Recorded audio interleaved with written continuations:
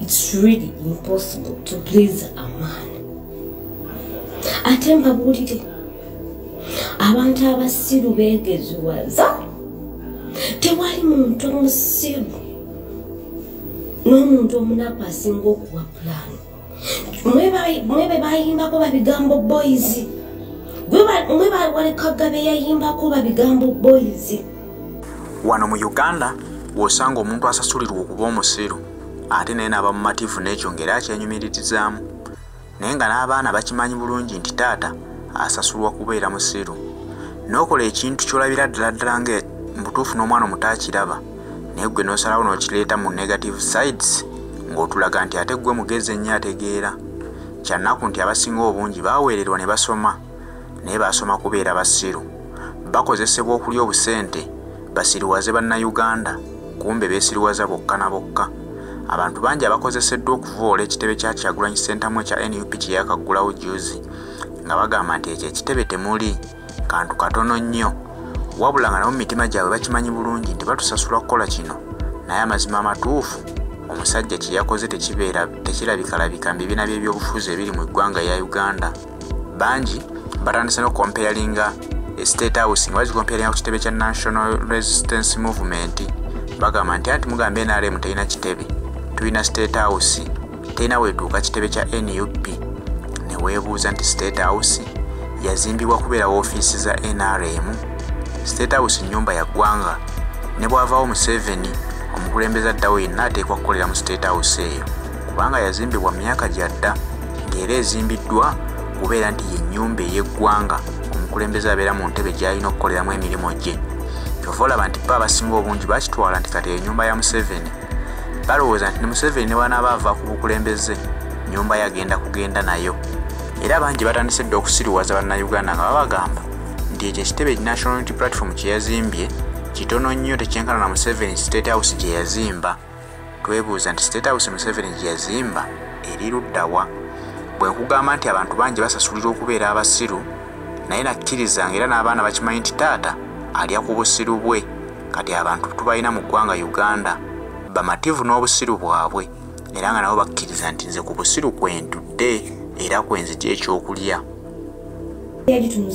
Lwaki kale mu kifo ky'okugula emmotoka lwaki teso ani agambye bagenda kukolera ku pulaani? Muyina nawo desiti ecomplaininga ku headquarters za Nup wadde okuzoogerako. Mwalabanga bayisa akabu. Did you see anywhere wadde kaposti konna nga bagamba musonde ku ssente ez'ekibiina ez'okuzimba headquarters ezo?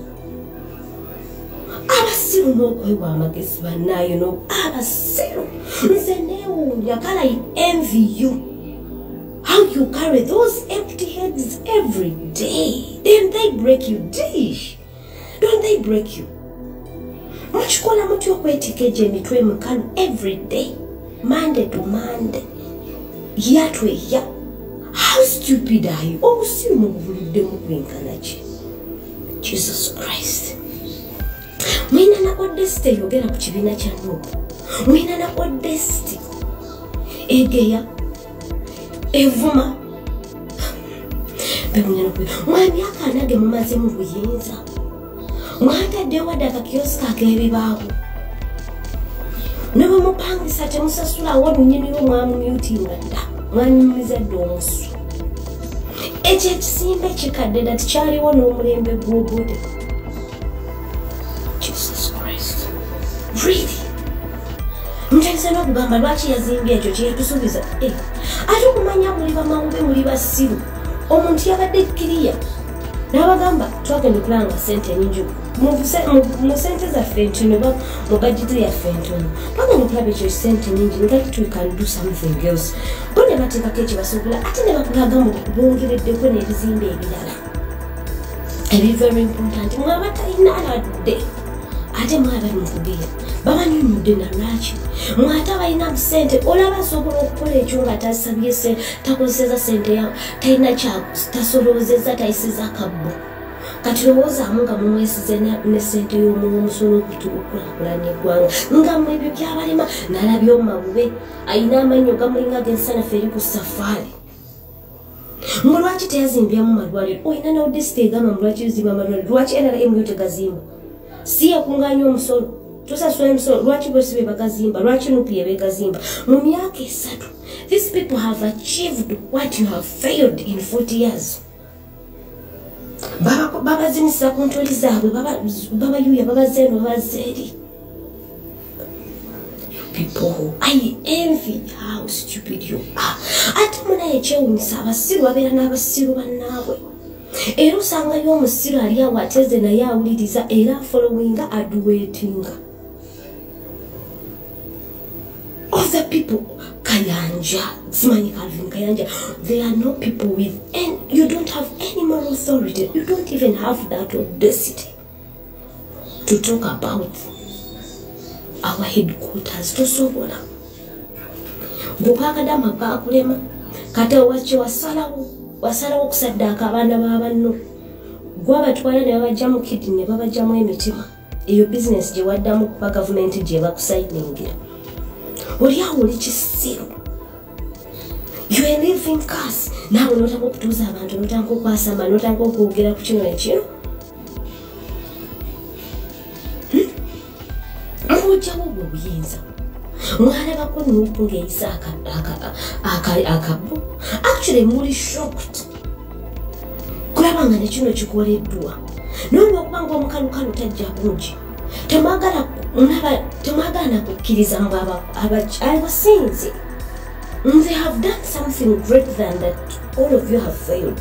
Era mwagala criticizing. Mugambye lwaki takoze kino. Lwaki mu kifo ky'okukwata ssente, lwaki tazimbyemu eddwaliro. Mbu abaana bali mu makomera ye basiba. Amakomera gage. Amakomera gage. Basiru mwe bamabube mwe. You people. How long have you been with that idiots? Like umaze banga chimu busiru obo. Mwina experience yankanachi. Kalimbewu mbatia nukubatia. Really? Hey, Jesus Christ. Mwina na moral authority yogera. Temwina. Mwani badete mwina. For crying out loud.